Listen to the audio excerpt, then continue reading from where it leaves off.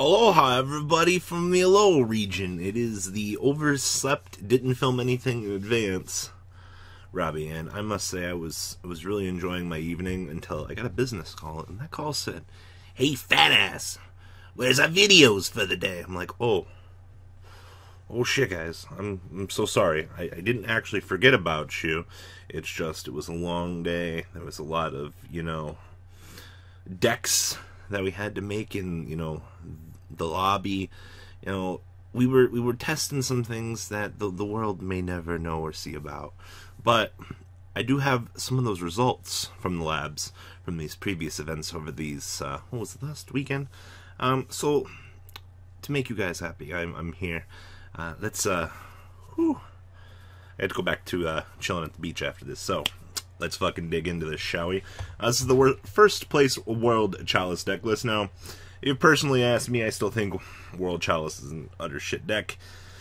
Kind of coming out of left field, but, if you can consistently see a giant penis, you shouldn't really have any problems. Also, the Gamma Seal lock is pretty fucking adorable.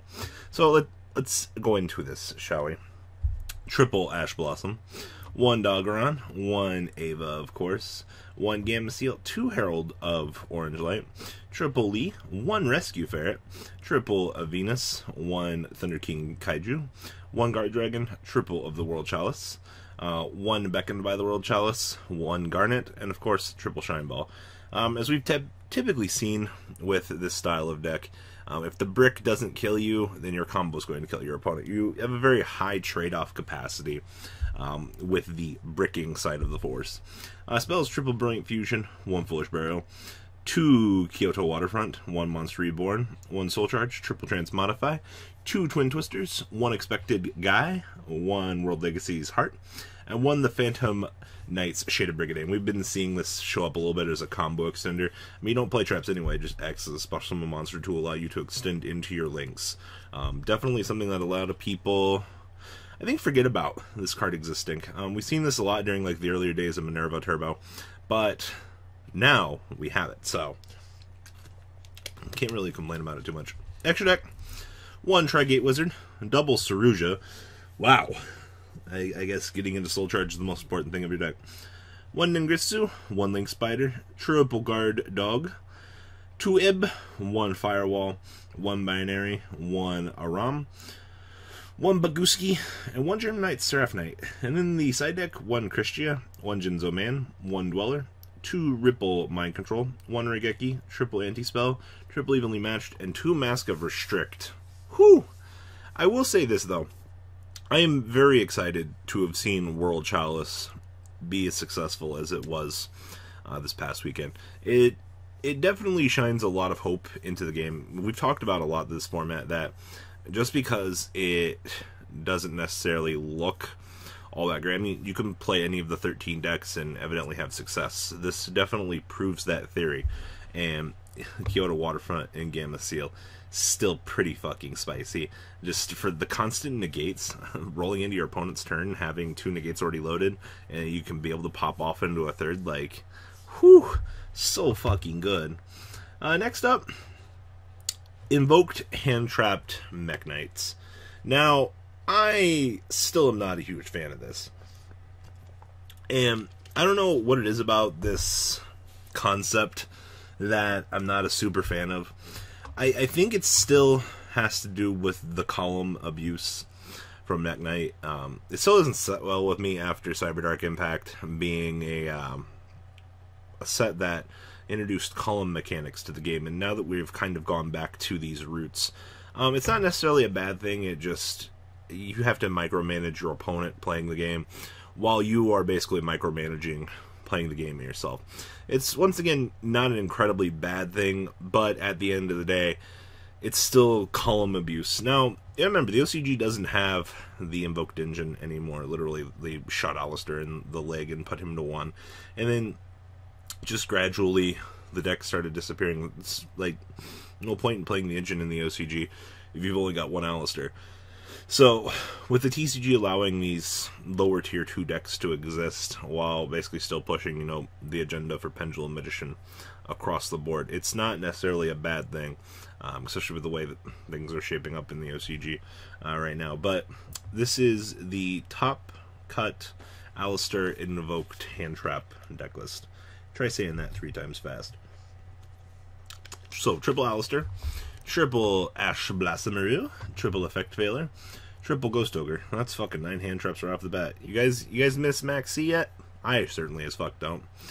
Triple Mech Knight of Blue Sky, 1 Indigo Eclipse, triple Purple Nightfall, 1 Red Moon, triple Invocation, triple Magical Meltdown, triple Mind Control, triple Desires, 1 Raigeki, triple Scapegoat, 2 Spellbook of Knowledge, and triple Terraforming. Wow. A lot more basic for a main deck, I would think. Still not a super big fan of this, but you know what? I can't dog it if it fucking wins. You know, that's why I'm still playing Spirals, because I'm a reminiscent ghost of the past. So, the extra deck, 1 Underclock Man, 1 Saruja, 2 Mrs. Radiant, 2 Link Spider, 1 Metal Foes Electromite, 1 Decode Man, 1 Borload, 1 Scarlet Red Dragon Archfiend. Very interesting to see this in here. 2 Purgatrio, 2 Makaba, and 1 Malangelica. Now, side deck, 1 Gamma Seal, triple Ghost Reaper, 1 Kumamungus, triple Twin Twister, triple Dimensional Barrier, triple Evenly Matched, and 1 Solemn Judgment. Now, something I do want to take note of here. He does have the Electromite already preloaded into the extra deck. Typically when you're side decking, this was something Imran mentioned while going through his profile. Typically when he'd be siding it into the extra deck, your opponent's already going to know what you're doing, so you're not really pulling one over on them. But you have to, once again, realize once you're going in on this path, side decking and other things, you don't want to give your opponent as much information as possible. So in the case of being able to just kind of fit this in already, you're doing yourself a big favor. That way you don't give your opponent any more information. So Reapers is starting to kind of turn into a much better thing this set. And then last but not least, everybody's favorite Trickstar deck. Now, so many people still hate Trickstars. I don't know where on the doll Trickstars did something inappropriate, people, but so many people hate this deck. And the deck has kind of evolved. It's now adapting Eater of Millions. We've been seeing this for, I don't know, probably the last 2 events. Eater of Millions has been starting to show back up. Just a spot removal answer to taking care of pesky boss monsters while you're just sitting up and doing literally hashtag Trickstar things. You know, Kadena, Lilybell, Licorice, it's all just a soft loop. And you still have triple Trickstar Reincarnation because we're still dodging this bullet somehow. I don't know why we haven't done anything to this, but it's still here. So anyway, this is, I believe this was top 8 Trickstars from the YCS. So triple Ash Blossom, triple Droll and Lockbird, 2 Eater of Millions, triple Ghost Ogre, 1 Honest, triple Kadena, 1 Lilybell, triple Licorice, 1 Dark Hole, 2 Chalice, 2 Desires, 1 Raigeki, triple Scapegoat, triple Terraforming, and triple Light Stage. And then Traps, triple Strike, triple Reincarnation. Main deck is honestly pretty solid. The inclusion of Chalice is definitely something that I definitely don't think I would expect, but if you're playing against Masterpiece or something and they're not on the correct, just go ahead and blink it out for the turn. And literally anything that's a threat to you, you can blink out and move along with your day. And I think for the value that Chalice actually creates, it's actually worth exploring again. The extra deck, 1 Proxy Dragon, 1 Ningresu, 2 Mrs. Radiant, triple Link Spider, 1 Ib, 1 Firewall, 1 Decode, 1 Borload, 1 Binary, 1 Akashic, 1 Breaksword, and 1 Grand Pulse. And the side deck, 2 Artifact Lancia, 1 Godarla, 1 Gamma Seal, 1 Thunder King Kaiju, triple Cosmic, 1 Interrupted Kaiju Slumber, triple Barrier, and triple Evenly Matched. Now, I do have to say, with a format as diverse as this, you already know what big things you're going to have to play against, you know, Trickstars, Pendulum Edition. It's the things that, like, exist that are rogue, that you really need to make sure that you have knowledge on, your best matchups, and just make sure that when you're going into a 12 15 round event, that you're as prepared as you can be for those rogue matchups, because you're doing yourself a disservice if you are not prepared for these matchups. I know you don't have 20 hours a day to play Yu-Gi-Oh, nor do I, but read on your spare time, you know, when you're taking a poop at work, you know, learn about Yu-Gi-Oh on company time, you know, just pinch one off and have your phone. That's what most sane people do in the year 2018. So hope you guys have a good rest of your day, and I'm fucking out. Deuces. The ride never ends, guys. Make sure you enable those notifications to get the latest videos that are being posted on this channel. Make sure you guys check out VanCole40 for my Cardfight Vanguard channel, and join me and House of Champions on the Zodiac Duelist TV Twitch stream. We'll be interacting with our audiences. And please check out No Limit Gaming and LGTCG.com for the cheapest trading cards on the market.